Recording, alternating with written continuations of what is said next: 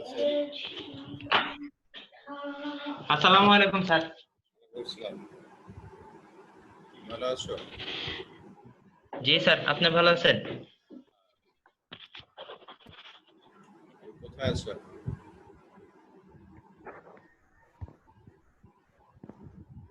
Sir এখন গ্রামের বাসাতে। তাই আছো এখন? স্যার এই যে এলাকাতে জয়পুরহাটে। পরীক্ষা হবে জানো তো? জি স্যার, 29 জুলাই থেকে 19 জুলাই। পরীক্ষা হবে তো তার সিলেবাস হচ্ছে ফার্স্ট পার্ট বই, ঠিক আছে? জি স্যার। অ্যাকাউন্টিং এর সিলেবাস হচ্ছে ফার্স্ট পার্ট বই।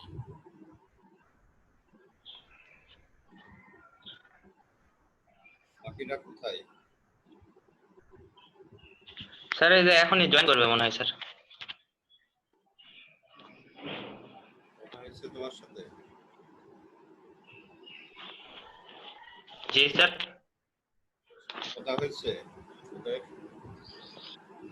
না স্যার, এখনো কথা হয় নাই, এই গ্রুপে বলে দিচ্ছি।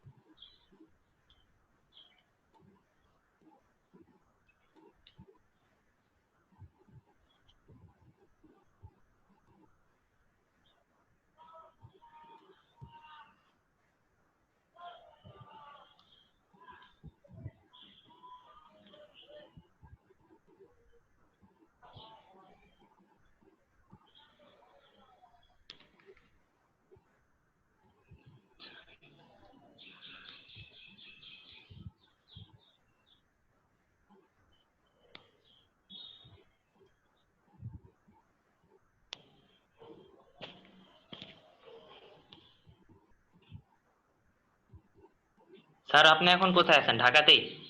ঢাকাতে, হ্যাঁ।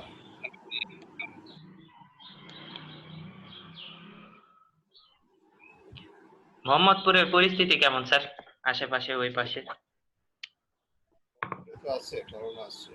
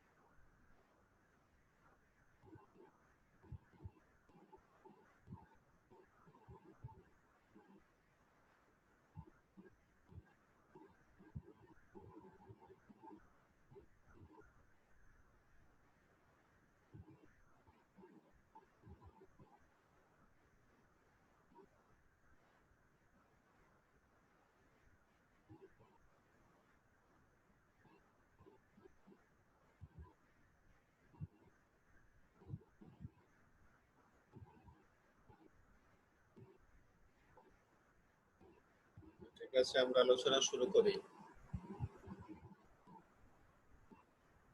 ঠিক আছে। আলোচনা শুরু করি কারণ ওরা দেরি করতেছে।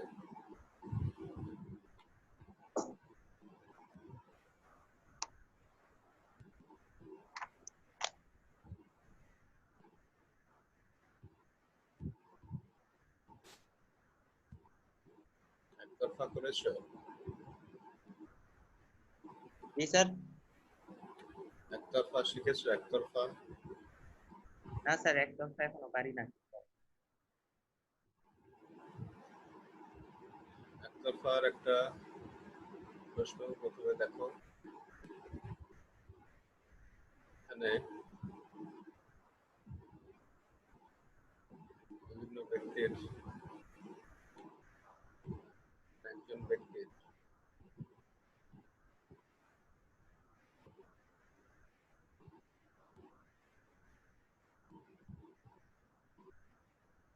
স্ক্রিনশট নাও। এখানে সোজা একজন ব্যবসায়ী, তিনি একতরফা দাখিলা পদ্ধতিতে তার হিসাব সংরক্ষণ করেন। 2016 সালের 30 জুন তারিখে তার কারবারের আর্থিক অবস্থা ছিল এগুলো। দেখতে পাচ্ছ তো? জি স্যার, দেখতে পাচ্ছি। বাম দিকে কি আছে বলো তো? বাম দিকে আয় সমূহের নিচে কি আছে? খরচাবলী। জি স্যার। আয় সমূহের নিচে কি আছে? ওইটি স্যার, ওই যে বিবিধ পাওনাদার, 10% কর্য আর বকেয়া খরচাবলী, 80,000, 1,00,000। এগুলো 2016 সালের 30 জুন তারিখে বলা আছে তার আয় সমূহ সেখানে। আর আসবাবপত্র, করকবজা, তালুক দেনাদার, ব্যাংক জমা, মজুদ পণ্য, অগ্রিম খরচাবলী, এগুলো 16 সালের 30 জুন তারিখে উল্লেখ আছে। কিছু সম্পদ আর দায় উল্লেখ আছে। ঠিক আছে, এখান থেকে আমরা যা যা চাইবে তাই সেসব কাজ করবো।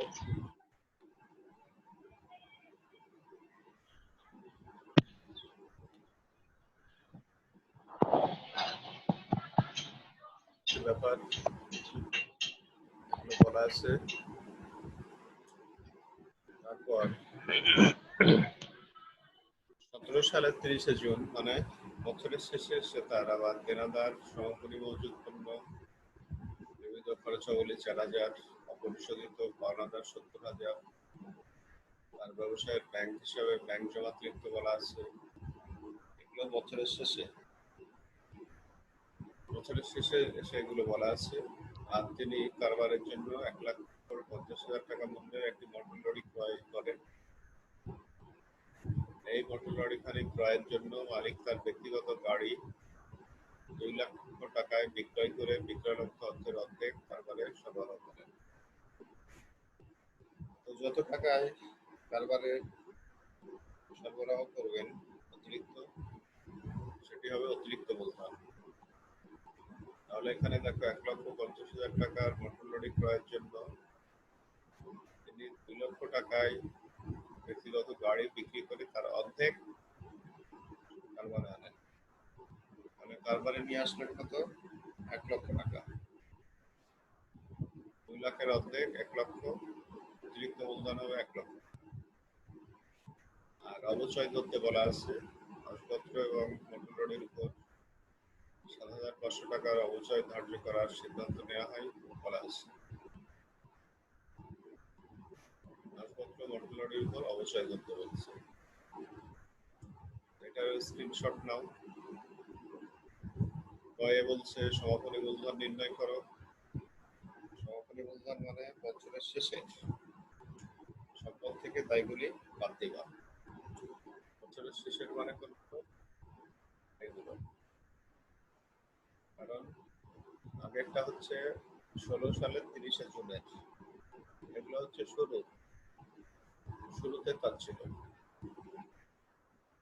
আর এগুলো হচ্ছে শেষে আছে তার।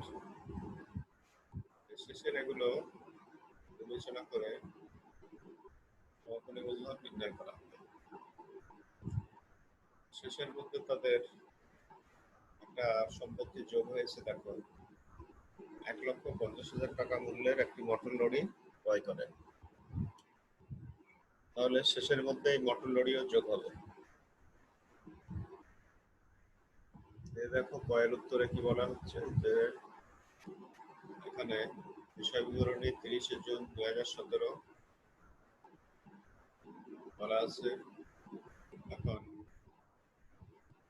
দেনাদার যাদের কাছ থেকে টাকা পাওয়া যাবে এটি সম্পদ সমাপনী মজুদ পণ্যমানে হাতে আছে তাদের আসবাবপত্র 2 লাখ, কলকবজাত যন্ত্রপাতি 60,000, মোটর লরি কিনছে 1,50,000 টাকা। এগুলো সব যোগ করলে হচ্ছে 6,37,000 টাকা। অন্যদিকে বছরের শেষে দায় হচ্ছে বকেয়া খরচ 4,000, পাওনাদার 70,000, ব্যাংক জমাকৃত 30,000, 10% কর্য 1 লক্ষ। এবার এই 6,37,000 থেকে উপরের এই টাকাগুলো মাইনাস করলে 4,000, 7,000, 3,000, 1 লক্ষ মাইনাস করলে 4,33,000 টাকা আসবে সমাপনী মূলধন। সমাপনী মূলধন আমরা নির্ণয় করলাম শেষের 17 সালের 30 জুন তারিখের সম্পদ থেকে দায় বাদ দিয়ে। এখানে দুইটা সময়ের সম্পদ এবং দায় ছিল। 16 সালের 30 জুন তারিখের ছিল, আবার 17 সালের 30 জুন তারিখের ছিল। দুইটা সম্পদ ছিল। এই সম্পদ থাকলে সমাপনী মূলধন ভয়ে বের করতে বলছে, তাহলে শেষের সম্পদ থেকে দায় বাদ দিতে হবে। শেষের সম্পদের মধ্যে দেখো কলকবজাত যন্ত্রপাতি নাই, তারপরে ধরতে হবে এই জন্য যে শুরুটাই আছে। এই জন্য ধরবা যে প্রশ্নের কোথাও বিক্রয় সম্পর্কে উল্লেখ নাই, যে বিক্রয় করা হয়েছে। বিক্রয় সম্পর্কে উল্লেখ না করলে ধরতে হবে আমাদের ওই পুরো বিস্তায় সম্পদগুলোই আছে। ঠিক আছে? কোনো প্রশ্ন এখানে কারো?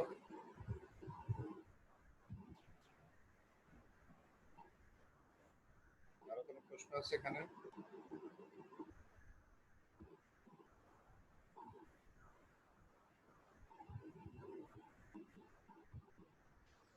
না স্যার। এরপরে আমরা এই যে প্রারম্ভিক মূলধন ক্ষয়ে নির্ণয় করতে বলছে, এটা আমরা নির্ণয় করব শুরুর যে সম্পদ আর দায় আছে, এই যে শুরুর এই টেবিলের মধ্যে ডান দিকের যোগফল থেকে বাম দিকের যোগফল মাইনাস করে প্রারম্ভিক মূলধন হয়ে যাবে। শেষের সম্পদ থেকে দায় বাদ দিলে হবে সমাপনী মূলধন। আর 16 সালের 30 জুন যেহেতু এটা শুরুর সম্পদ থেকে দায় বাদ দিলে হবে প্রারম্ভিক মূলধন।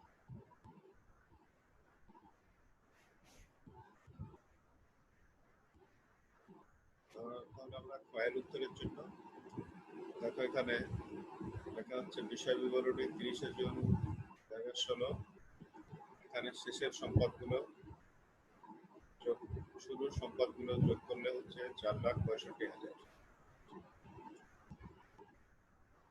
দেনাদার সম্পদ, কারণ দেনাদারের কাছ থেকে টাকা পাওয়া যাবে।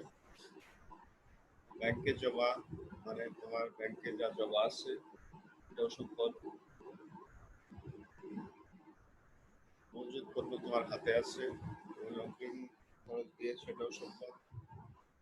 দায়ের মধ্যে পাওনাদার 80,000, 10% ঋণ 1 লাখ, বকেয়া খরচাবলী 5,000। এভাবে মাইনাস করলে প্রারম্ভিক মূলধন হয়ে যাচ্ছে 2,80,000। এখানে তাহলে আমরা বছরের শুরুর সম্পদ থেকে দায়গুলো মাইনাস করলাম।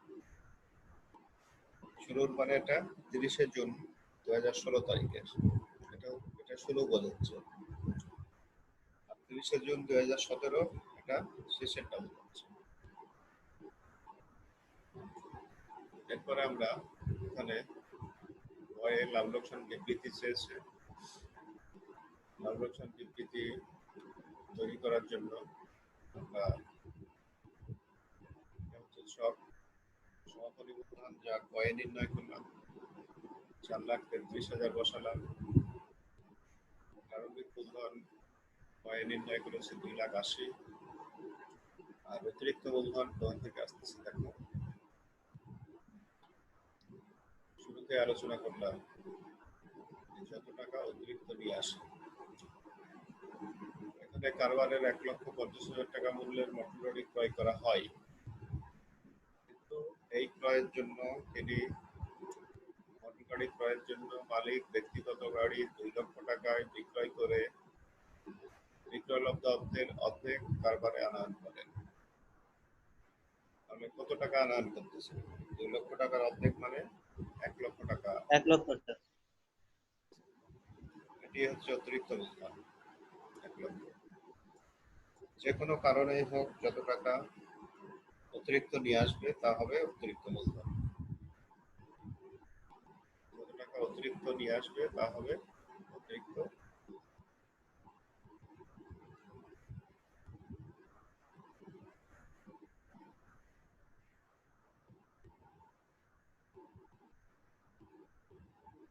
এভাবে অতিরিক্ত মূলধন এখানে লেখা হলো। অবচয় আসবাবপত্র এবং মোটর লরির অবচয় এখানে উল্লেখ ছিল 20,000 আর 7,500। এই অবচয় ওখানে লিখলাম। এখন ক্রেডিট দিকের যোগফল হচ্ছে 4,33,000।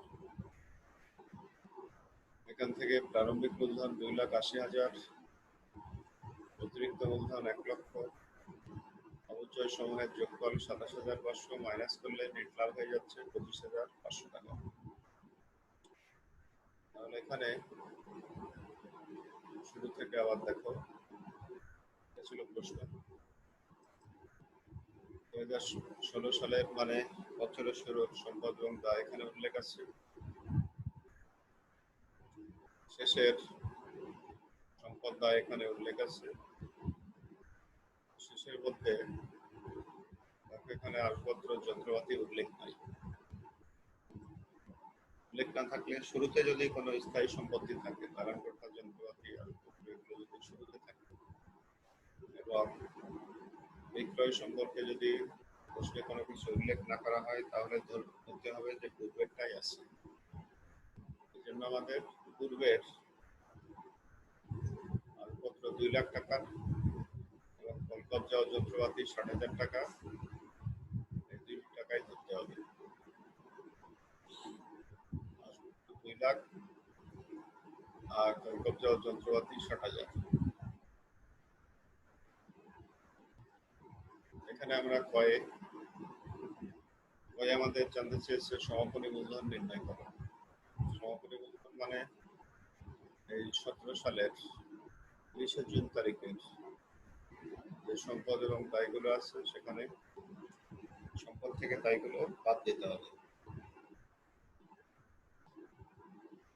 এভাবে আমরা দেনাদার যাদের কাছ থেকে টাকা পাওয়া যাবে, সম্পদ মজুত পণ্য হাতে আছে, আসবাবপত্র 2 লক্ষ, কলকবজা যন্ত্রপাতি 60,000, মোটর লরি দেখো নতুন কেনা হয়েছে। এখানে কারবারের জন্য 1,50,000 টাকা মূল্যের একটি মোটর লরি ক্রয় করা হয় বলা আছে। এখান থেকেই মোটর লরির ওই টাকা 1,50,000 আসবে। শেষের দায় 4,000, পাওনাদার 70,000, ব্যাংক জমাতিরিক্ত 30,000, 10% কর্য 1 লক্ষ, এগুলো আছে। ডান দিকে 6,37,000 থেকে তোমার বাম দিকের দায়গুলো মাইনাস করে সমাপনী মূলধন হয়ে যাচ্ছে 4,33,000। হয় আমাদের কাছে জানতে চাওয়া হয়েছে প্রারম্ভিক মূলধন নির্ণয় করে। প্রারম্ভিক মূলধন মানে টেবিলের শুরু, এই যে এই টেবিলের মধ্যে যে সম্পদ দায়গুলো আছে, সম্পদের যোগফল থেকে দায়ের যোগফল মাইনাস করতে হবে। তাহলে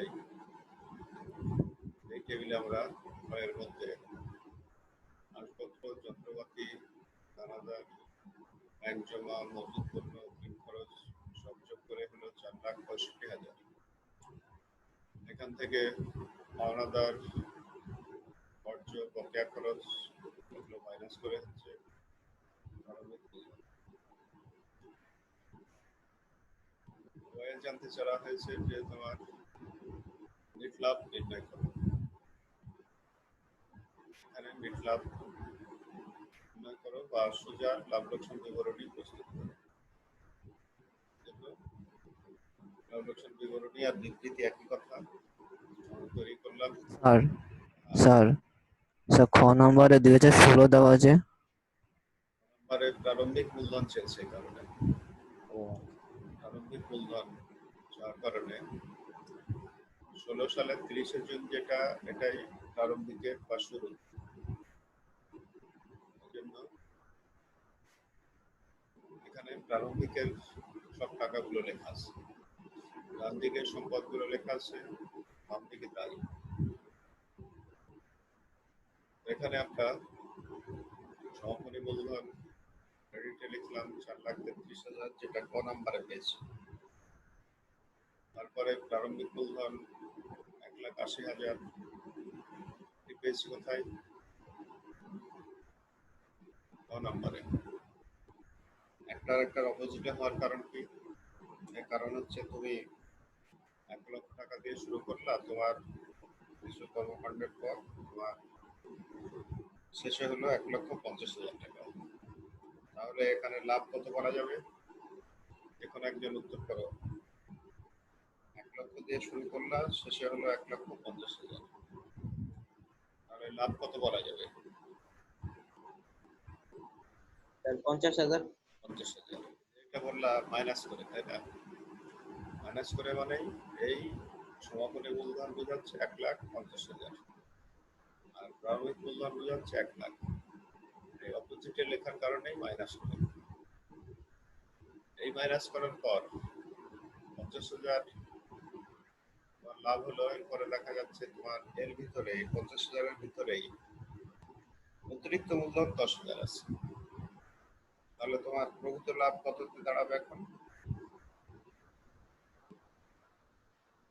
50,000 লাভ বের করার পর দেখতেছো যে তোমার অতিরিক্ত মূলধন এর ভিতরে 10,000 টাকা বাসা থেকে নিয়ে আসা টাকা আছে। তাহলে তোমার প্রকৃত লাভ কত হবে? কমে যাবে, 40,000 হবে। এর জন্য অতিরিক্ত মূলধন মাইনাসের দিকে যাচ্ছে। ঠিক আছে?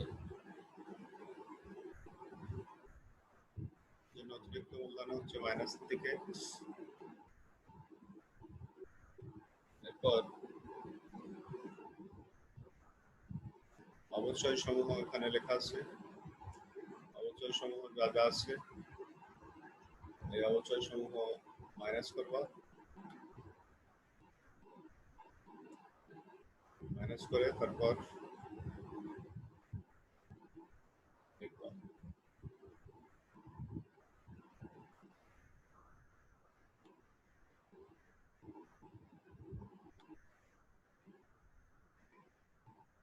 অবচয় সমূহ মাইনাস করে লিখবা।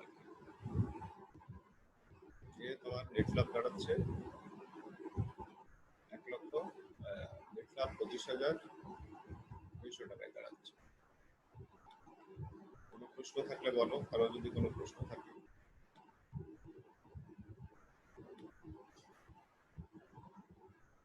কোনো প্রশ্ন আছে কোথাও?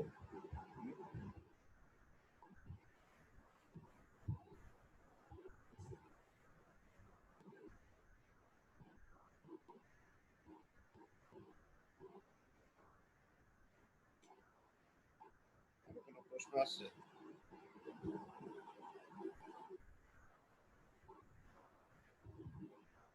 হ্যালো,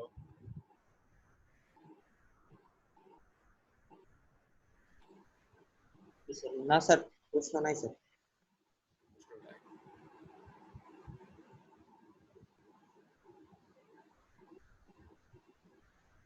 তাহলে আমরা না স্যার, না স্যার। প্রশ্ন নাই কারো?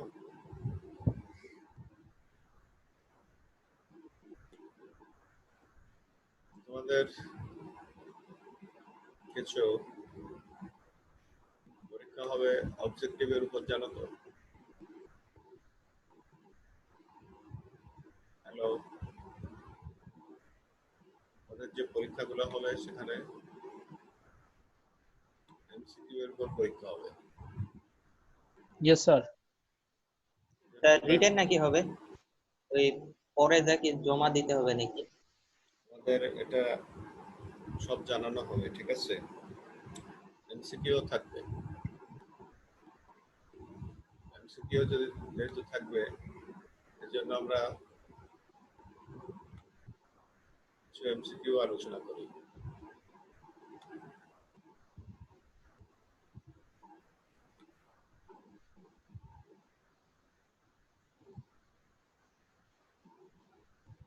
এমসিকিউ দেখতে পাচ্ছ সবাই? না স্যার।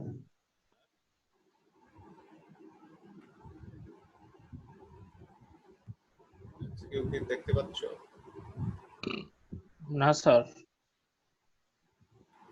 No sir.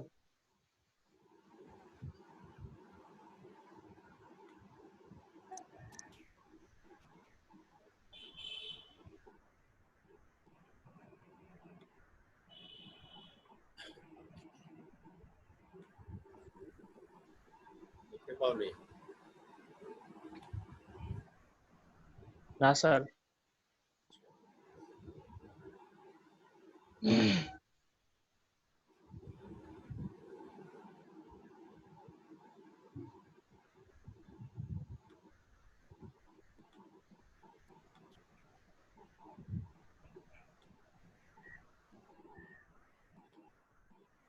দেখতে পাবা কিছুক্ষণের মধ্যেই।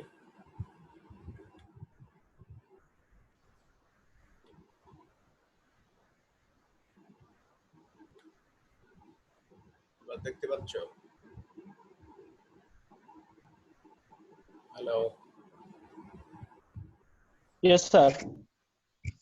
Yes sir. প্রথম লাইনে কি আছে বলো দেখি?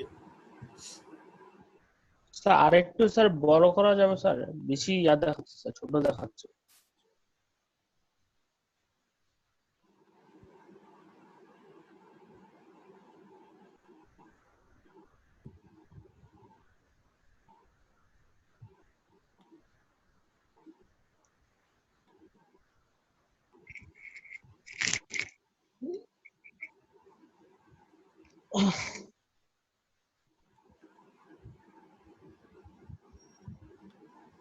তোমরা দেখতে পাচ্ছ?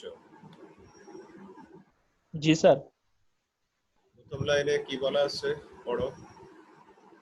31 কোন বার্তা হিসাবে কোন বার্তা হিসাবে লিপিবদ্ধ করা হয় না?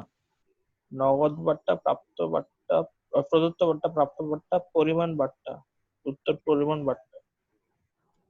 আমাদের ওখানে এমসিকিউ পরীক্ষা যেহেতু হবে এই জন্য আমরা এমসিকিউ হবে তোমার ফার্স্ট পার্টের উপরে। যেহেতু তোমাদের এই কিছুদিনের মধ্যে তোমাদের ইয়ে হয়ে যেত, এতদিন সবকিছু ঠিকঠাক থাকলে পরীক্ষা হয়ে যেত না, বার্ষিক পরীক্ষা।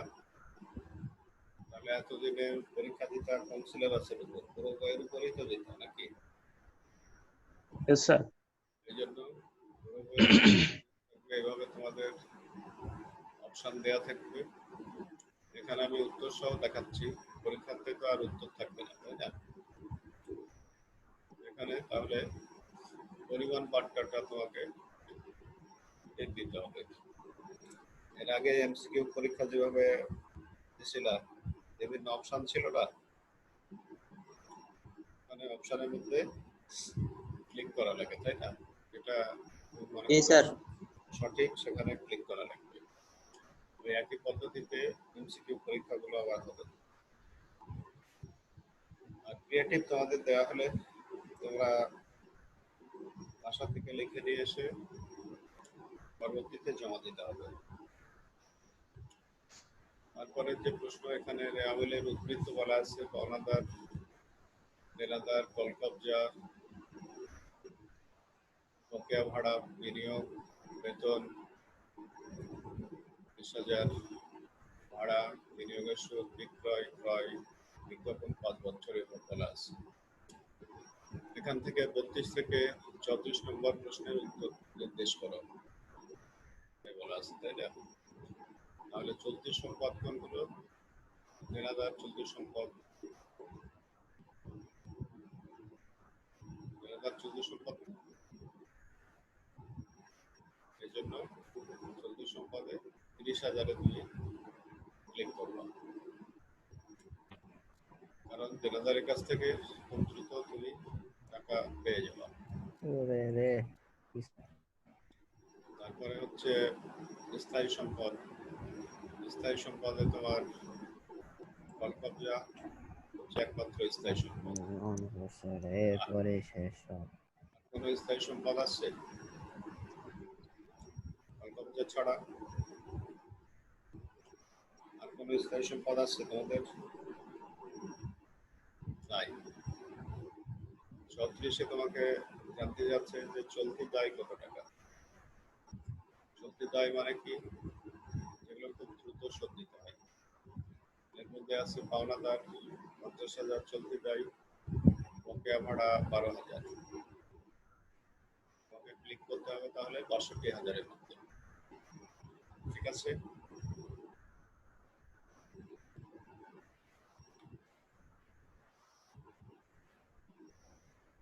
তারপরে যেগুলো বলতেছে যে নাবিক হিসাব সমূহ প্রকৃতি অনুযায়ী কত প্রকার। এখানে নাবিক হিসাব মানে ব্যয় আর আয় হিসাবে নাবিক হিসাব নামে পরিচিত। তাহলে 2 নম্বরে ক্লিক করতে হবে। এখানে 2 বলা আছে, এই 2-এর এখানে ক্লিক করতে হবে। তারপর বলা হচ্ছে সিটি কখন নির্ণয় করা হয়। সিটি কোথায় নির্ণয় করো কেউ বলতে পারবা? সিটি কখন লেখা হয়? তার মাসের শেষে। অধিয়ন্তরীর সময় আমরা সিডি ব্যবহার করি, তাই না?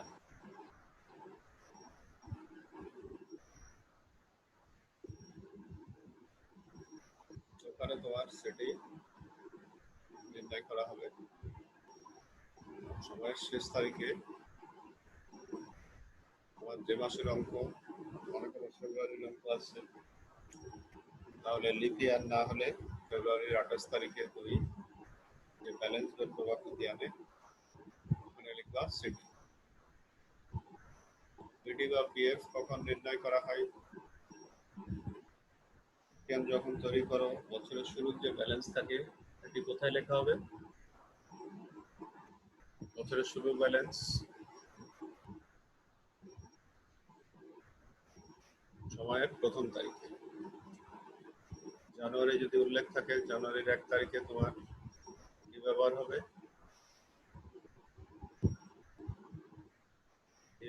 বিডি বা পিএফ লিখবা জানুয়ারির 1 তারিখে।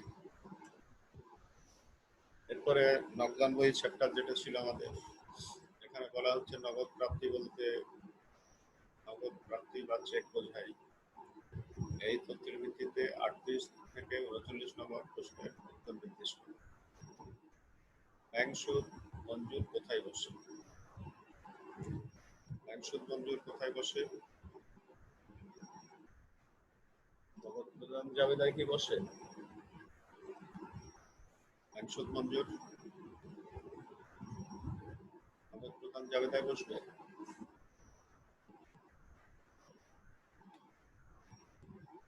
ভালো,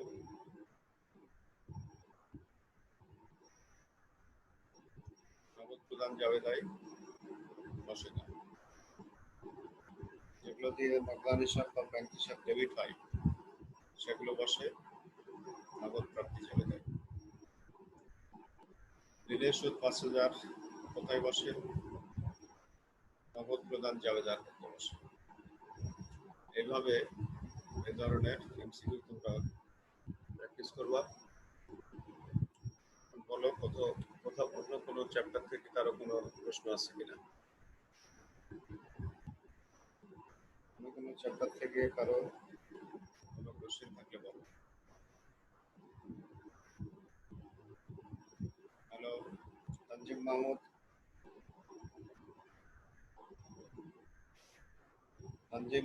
হ্যালো।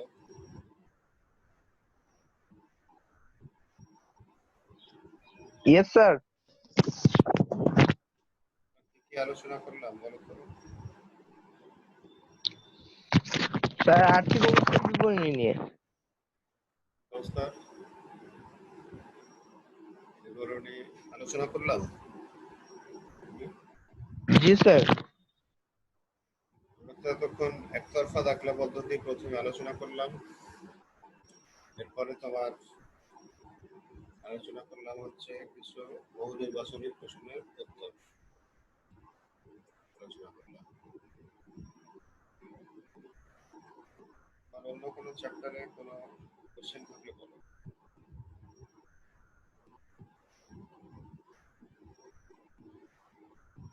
অন্য কোনো চ্যাপ্টারে কোনো কোশ্চেন থাকলে বলো।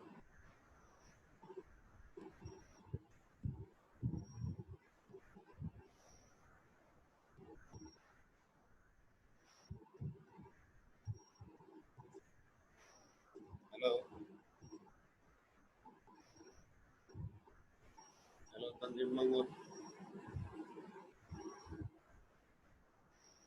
অন্য কোনো চ্যাপ্টারে জি স্যার। কোনো কোশ্চেন আছে? কোনো চ্যাপ্টারে কোনো কোশ্চেন না স্যার। কোশ্চেন নাই? না স্যার। সুদ কতদিনে ধরা হয় সাধারণত বলো তো? ঋণের সুদ স্যার 6 মাসের সাধারণত। উত্তোলনের সুদ। জি স্যার। উত্তোলনের সুদ আর্থিক বিবরণীতে থাক আর তোমার এর ভিতরেই থাক, আর্থিক বিবরণীতে থাক বা একসাথেই থাক, কতদিনে ধরা হবে?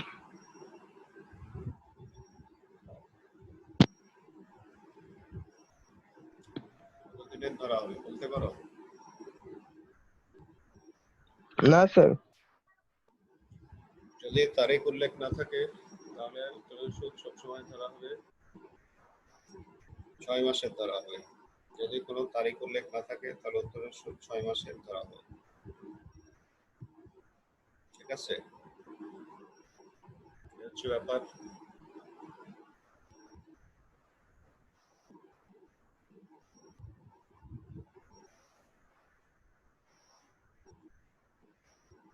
হ্যালো,